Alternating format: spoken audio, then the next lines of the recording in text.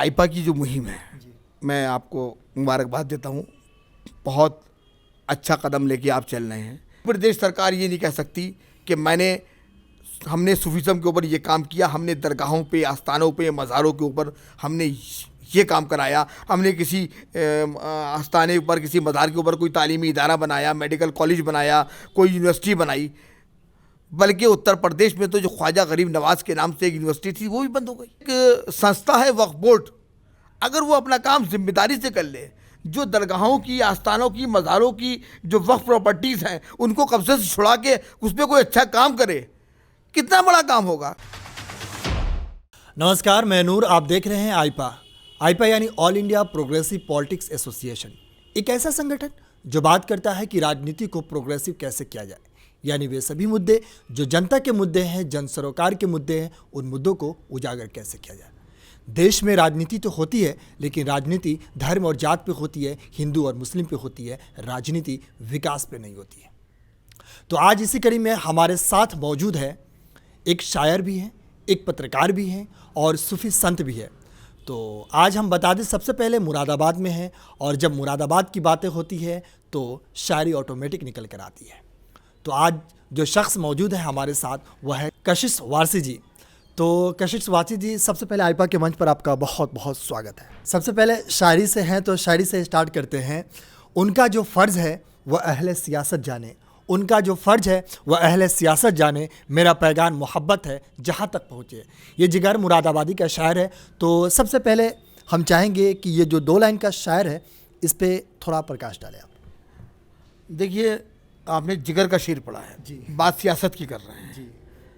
ये कड़वा सच है कि कोई भी सियासी आदमी शायद ना की बराबर गिनती होगी जो इस शेर के ऊपर अमल कर रहा हो।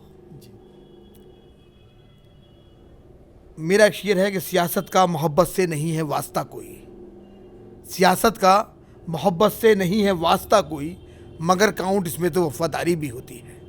तो ना हम वफादारी कर रहे हैं, ना हम मोहब्बत कर रहे हैं, हम बस सियासत कर रहे हैं, सियासत कर रहे हैं। और सबसे पहले आप सूफी संत हैं, तो चुनाव आने वाले हैं, तो सूफी संतों का चुनाव के ऊपर क्या रुझान है?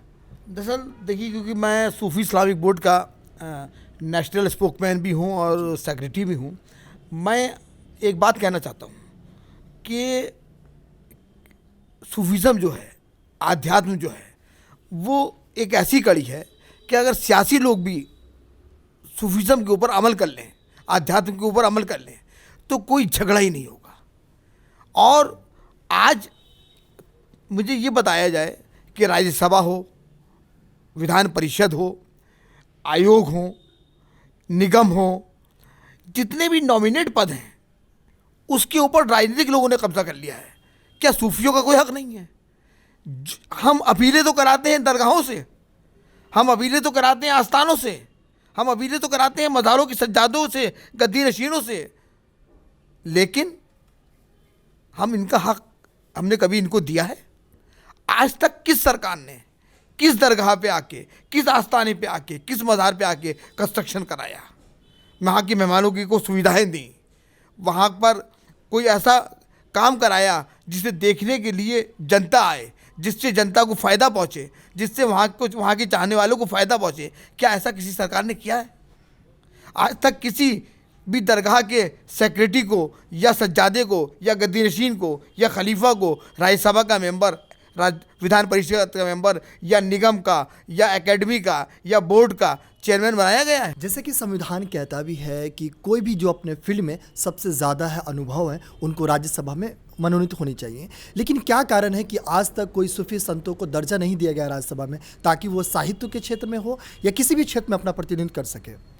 मैं तो देखिए ये बात कहता हूँ कि राजनेता अब सियासत करना छोड़ के आध्यात्म का रास्ता पकड़े, सूफीज़म का रास्ता पकड़े।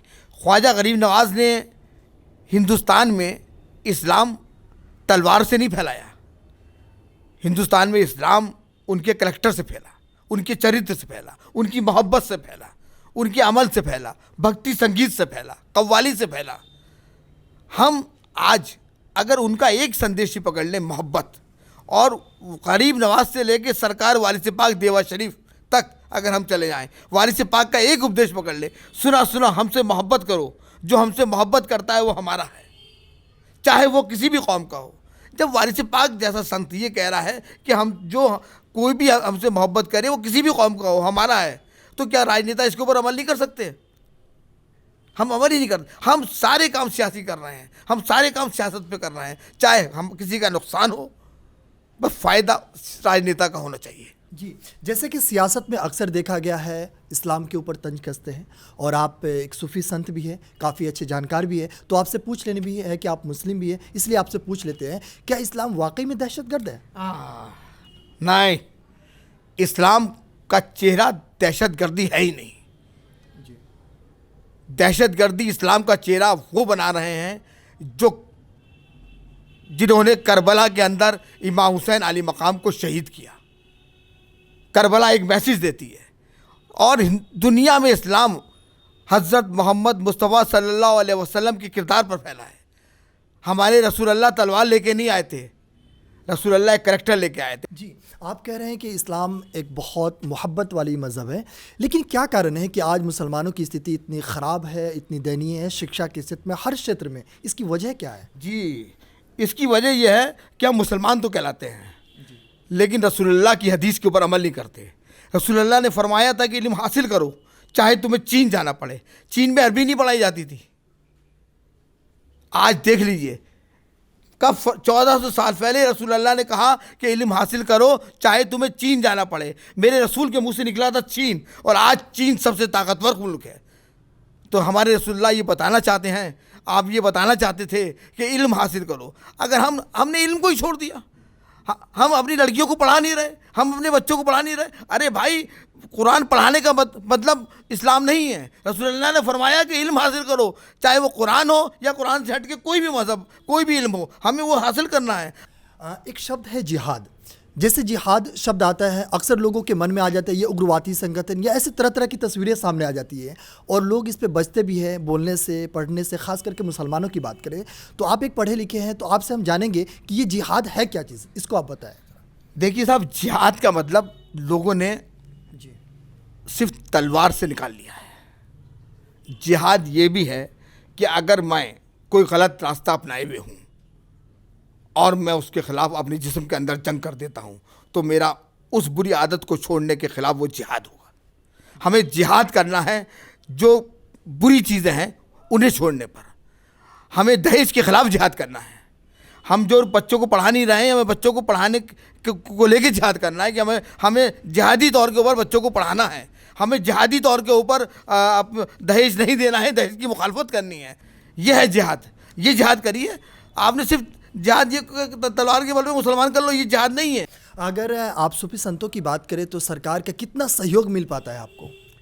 देखिए साहब, आदरणीय हमारे प्रधानमंत्री नरेंद्र मोदी जी ने सूफीज़म की बात करी, बहुत अच्छा लगा, लेकिन प्रदेश सरकारों ने उस पर कोई अमल नहीं किया। कोई प्रदेश सरकार ये नहीं कह सकती कि हमने सूफीज़म के ऊपर ये काम किया, हमने दरगाहों पे, आस्थानों पे, मज़ारों के ऊपर हमने ये काम कराया, हमने किसी आस्थाने पर, किसी मज़ार के ऊपर कोई तालीमी इदारा बनाया, मेडिकल कॉलेज बनाया, कोई यूनिवर्सिटी बनाई। बल्कि उत्तर प्रदेश में तो जो ख्वाजा गरीब नवाज़ के नाम से एक यूनिवर्सिटी थी वो भी बंद हो गई। तो हम क्या कर रहे हैं, सरकारें क्या कर रही हैं? सूफीज़म के नाम पर कुछ नहीं हो रहा है। एक संस्था है वक्फ बोर्ड, अगर वो अपना काम जिम्मेदारी से कर ले, जो दरगाहों की, आस्थानों की, मज़ारों की जो वक्फ प्रॉपर्टीज़ हैं उनको कब्जे से छुड़ा के उस पर कोई अच्छा काम करे, कितना बड़ा काम होगा। कितने कब्जे से, अगर ये इतनी कब्जे में प्रॉपर्टियां हैं, अगर ये प्रॉपर्टी कब्जे से छुड़ा के इसके अंदर यूनिवर्सिटी बनाई जाए, मेडिकल कॉलेज बनाई जाए, स्कूल बनाई जाए, कॉलेज बनाई जाए, तो कितने लोग को रोज़गार मिलेगा, कितने लोग बेरोजगारी से बचेंगे, और कितने लोगों को तालीम हासिल करेंगे, कितने लोगों का इलाज होगा। हम कर क्या रहे हैं, हम जा कहाँ रहे हैं, बताइए। गद्दार तो हम खुद हैं। जी, जैसे कि अभी यूपी का सियासत पूरी तरह से चुनावी माहौल में रंग हो गया है। सभी पार्टियां चुनावी मैदान में हैं, अपनी अपनी मैनिफेस्टो जारी कर रहे हैं, कोई लुभा रहे हैं, रिझा रहे हैं जनता को। इस हिसाब से अगर आप सूफी संत हैं तो आप जनता को क्या कहेंगे, ख़ास करके मुसलमानों को क्या कहेंगे? सवाल बड़ा सियासी कर लिया आपने। हम किसी पार्टी को बिलोंग नहीं करते हैं और हम सिर्फ इतनी बात कहेंगे कि आपको अगर ये लगे कि हमारा प्रत्याशी या ये पार्टी प्रदेश के अंदर रोज़गार देगी, बेरोज़गारी दूर करेगी, सूफिज़म का काम करेगी, आध्यात्म का काम करेगी, कठ मुल्लाओं के इशारों पर नहीं नाचेगी, जो फर्जी मुल्ला हैं उनके इशारों पर नहीं नाचेगी, सिर्फ आध्यात्मिक काम करेगी, सूफिज़म का काम करेगी, ऐसे लोगों को लेकर आइए जो मेडिकल कॉलेज बनवाएं, जो यूनिवर्सिटीज़ बनवाएं, जो बड़े कॉलेजेस बनवाएं, लोगों को रोज़गार दें और अपने सूफ़ी संतों का एहतराम करें, सम्मान करें, दरगाहों पर काम करवाएं, आस्थानों पर काम करवाएं और वक्फ प्रॉपर्टियों को कब्जे से छुड़ाएं। ऐसी सरकारों को जो देश को ताकत दें, जो वो सरकारें जो प्रदेश को ताकत दें, जो देश में फैल रही आतंकवादी संगठनों के खिलाफ जो सरकारें आवाज़ उठा पाएँ, ऐसी सरकारों को, जो देश को बिल्कुल शक्ति मिले, ताकत मिले, ऐसी सरकारों को हमें बनाना है और हमें वोट करना है। जी, जैसा कि शायर के लिए कहा गया है कि जहाँ सूर्य की किरणें नहीं पहुँच पाती वहाँ पहुँचते हैं शायर। तो आप शायर हैं और तो हम चाहते हैं कि या तो सियासत में, मोहब्बत में या किसी भी क्षेत्र में आप दो लफ्ज़ कहें। देखिए साहब, आज की सियासत में मैं आपको दो शेर सुना दूं कि तुम्हारे जुल्म सहे वादे से कहाँ टूटे, तुम्हारे जुल्म सहे वादे से कहाँ टूटे, बुरा तुम्हें जो कहा हो तो ये ज़बां टूटे। कहीं ज़मी थी कहीं तख्त तो कहीं औरत, कहीं ज़मी थी कहीं तख्त तो कहीं औरत, हमारे कौम के रहबर कहाँ कहाँ टूटे। क्या बात है सर। हमें ऐसे नेताओं को नहीं चुनना है। और देखिए, मैं आज आपके मंच से एक अपील करना चाहूँगा देश के मुसलमानों से। हम जो संगठन पाकिस्तान से जुड़े हुए हैं, जो संगठन इस्लाम का चेहरा ख़राब कर रहे हैं, ऐसे संगठनों से हमें बचना है। हम देखिए पॉपुलर फ्रंट ऑफ इंडिया के ख़िलाफ़ लगातार आवाज़ उठा रहे हैं। ये उनके वो फ़ोटो हैं जो उनकी हिंदुस्तान में आतंकवादी घटनाओं में उनको लिप्त पाया गया है, ये वो फ़ोटो हैं। हम ये चाहते हैं कि ऐसी जितनी भी संस्थाएं हैं जो इस्लाम का चेहरा आतंकवादी के रूप में बदनाम कर रही हैं, ऐसी संस्थाओं से मुसलमान सावधान रहे, ऐसी संस्थाओं के मेंबर ना बने, ऐसी संस्थाओं के ख़िलाफ़ आवाज़ उठाते रहें और हम सिर्फ अमल करें रसूलुल्लाह और रसूलुल्लाह के ख़ानदान, अहले बैत अताहार और करबला के पैगाम को हम आम करें, बुजुर्गान दीन के पैगामों को आम करें। जो कठ मुल्ला हैं, जो मौलवी हैं, जो इस्लाम का चेहरा ख़राब करना चाहते हैं, ऐसे लोगों के चेहरों को बेनकाब करें। एक सवाल आपसे पूछ लेते हैं, जैसे हमारे हाथ में ये है सूफ़ी इस्लामिक बोर्ड की अपील, तो अभी तक इसमें कितनी सफलता मिल पाई है? देखिए, सूफ़ी इस्लामिक बोर्ड की इस अपील से हमने ये दिया है कि पॉपुलर फ्रंट ऑफ इंडिया से सावधान। हमने ये देखिए उसकी जो है तमाम वारदातें जो हुई हैं, वो इस वारदातें इसके अंदर हमने लिखी भी हैं और ये सब हमने पूरा उनका लिया है इसके अंदर। और ईडी ने रेड भी करी है, काफ़ी रुपया, करोड़ों रुपया इनका सामने भी आया है। आखिर ये पैसा कहाँ से आ रहा है, ये भी पता लगना चाहिए। और जहाँ जहाँ इनका नाम आया है घटनाओं में, वहाँ पर दूध का दूध और पानी का पानी होना चाहिए। मुसलमान ऐसी संस्थाओं से जो हमारे औलादों को बरगड़ा कर, हमारे नौजवानों को गुमराह कर कर जो है उनको रास्ते से भटका रहे हैं, हमें ऐसे लोगों से सावधान रहना चाहिए। और इनका जो मेन चाबी है वो पाकिस्तान के आतंकवादी जलाली के हाथ में है। हमें हिंदुस्तान में कुछ ऐसी संस्थाएं भी हैं जो बात तो पाकिस्तान की संस्था की करती हैं, यहाँ पर उन्होंने अपनी संस्था के आगे हिंद लगा लिया है, लेकिन वो चंदा कर रही हैं। जगह जगहों पर हिंदुस्तान के में आप देख लीजिए शहरों के अंदर गोलकें रखी हुई हैं। वो पैसा कहाँ जा रहा है, किस काम में आ रहा है? क्या सरकार उसके खिलाफ आवाज़ उसके खिलाफ एक्शन नहीं लेगी? वो पैसा जा कहाँ रहा है भाई? वो पैसा कहाँ लगा? उससे कौन सी यूनिवर्सिटी बन गई, कौन सा मेडिकल कॉलेज बन गया? आज तक उस पैसे का पता ही नहीं चल रहा है कि वो पैसा किस जगह आ रहा है। मदरसा, अरे भाई मदरसे के अंदर जो चंदा आ रहा है, फिर मदरसे के अंदर चंदा लेना बंद करो। क्या हम मदरसे चला रहे हैं तो मदरसों में चंदा क्यों ले रहे हो? ये पैसा जा कहाँ रहा है? इस पैसे की जांच होनी चाहिए। ऐसी संस्थाओं के खिलाफ आवाज़ उठनी चाहिए और मुसलमान को बेदार होना चाहिए। मुसलमान को समझना चाहिए कि रसूलुल्लाह ने क्या पैगाम दिया, हज़रत अली ने क्या पैगाम दिया, हज़रत इमाम हसन, हज़रत इमाम हुसैन ने क्या पैगाम दिया, और उनकी औलाद ख्वाजा गरीब नवाज से लेकर वारिस पाक तक के बुज़ुर्गों ने क्या पैगाम दिया। क्या हम इन बुज़ुर्गों के बताए हुए रास्ते पर चल रहे हैं? एक बार अपने गिरबान में जो है झांक कर देख लें। इस्लाम ने नमाज़ पढ़ना फ़र्ज़ बताया है, लेकिन ये नहीं कहा है कि कुर्ते पजामे में नमाज होगी। नमाज हर कपड़े में हो जाएगी, लेकिन हमें नमाज पढ़नी है। इस्लाम कट्टरता का मज़हब नहीं है। इस्लाम एक चरित्र का नाम है। इस्लाम मोहब्बत का मैसेज देता है, अमन का मैसेज देता है, प्यार का मैसेज देता है। अंत में मेरा आखिरी सवाल है आपसे कि आईपा जिस मुहिम से हम आपसे बात कर रहे हैं, ये बेसिकली देश में राजनीति हो रही है, लेकिन जात पात पे राजनीति हो रही है। आईपा का मकसद है कि राजनीति हो, विकास के मुद्दों पे राजनीति हो। तो इस आईपा की मुहिम के लिए आप क्या कहेंगे अपने अल्फाज में? देखिए, आईपा की जो मुहिम है, मैं आपको मुबारकबाद देता हूँ। बहुत अच्छा कदम लेके आप चल रहे हैं, और मेरे रसूल हज़रत मोहम्मद मुस्तफ़ा सल्लल्लाहु अलैहि वसल्लम ने तो जात पात ही ख़त्म करी है।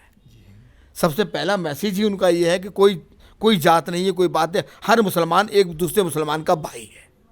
तो हमें हर इंसान को भाई समझना है। हमें कौमी यकजहती, कौमी एकता का पैगाम देना है।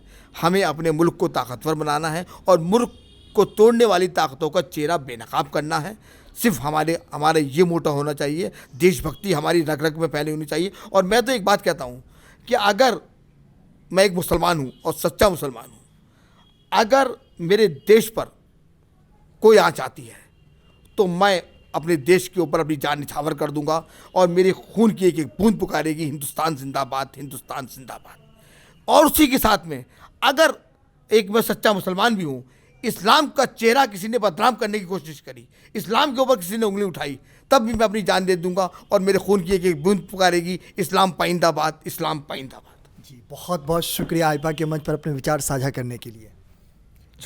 तो ये हैं कशिश वारसी जी, जो शायर भी हैं, शायर कहें या सूफी संत कहें, जो भी कहें, लेकिन जो इन्होंने अभी जो थॉट लेकर चले हैं, ख़ास करके मुसलमानों के लिए, जो देश विरोधी ताकतें हैं, जो मुसलमानों के बच्चों को बरगला रहे हैं, फुसला रहे हैं, यानी यूँ कहें एक शब्द में ब्रेन वॉश कर रहे हैं, उन तमाम चीज़ों पहलुओं पे अपने प्रकाश डाले हैं। ख़ास करके सूफी संतों की स्थिति भारत में कैसे ऐसी हो गई? जो सूफी संत जब आए थे इंडिया में, उस समय उसकी स्थिति कुछ और थी, और आज स्थिति कुछ और है। ये जब भी हम टूटी फूटी झोपड़ी में पहुंचते हैं तो पता चलता है कि ये सूफी संतों का कोई ना कोई घर होगा। आखिर ये स्थिति कैसे पैदा हुई? जो साहित्य सियासत से लेकर के मोहब्बत दिलों को जोड़ती है, आज वो साहित्य कहाँ? क्या 50 रुपये में बिकने वाली वो साहित्य कैसे बन गई? इन्हीं तमाम मुद्दों पे चर्चा हुई है। बाकी ऐसे तमाम अपडेट्स के लिए आप बने रहिए और देखते रहिए आईपा। नमस्कार।